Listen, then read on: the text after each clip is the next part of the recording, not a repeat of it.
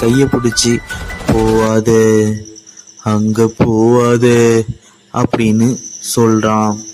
அன்பு இத பெருசா எடுத்துக்காம அந்த கோட்டையை நோக்கி விறுவிறுன்னு போறான். அன்பு அந்த கோட்டையை நோக்கி போய்கிட்டு இருக்கும்போது அந்த கோட்டையில் உள்ள மதில் சுவர்லேருந்து தன்னோட மனைவி தன்னை ஒரு மாதிரியா பார்க்கறா. ஆனா அன்பு இத கவனிக்கவே இல்லை.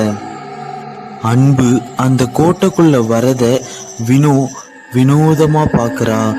யாரோ முன்ன பின்ன தெரியாத ஒரு ஆளை பார்க்குற மாதிரி வினோதமா பார்த்துக்கிட்டே நிக்கிறா. இத பார்த்த அன்பு, வினோ, வாட் ஹேப்பன் வினோ? என்னாச்சு உனக்கு? ஏன் வீட்டுக்கு வரல? வா வீட்டுக்கு போலாம் அப்படின்னு அன்பு கூப்பிடுறான். ஆனா வினோவோ கீழே உக்காந்துக்கிட்டு ஏதோ வாயால முணுமுணுத்துக்கிட்டு ஆடிக்கிட்டு அப்படியே உக்காந்துருக்கிறா.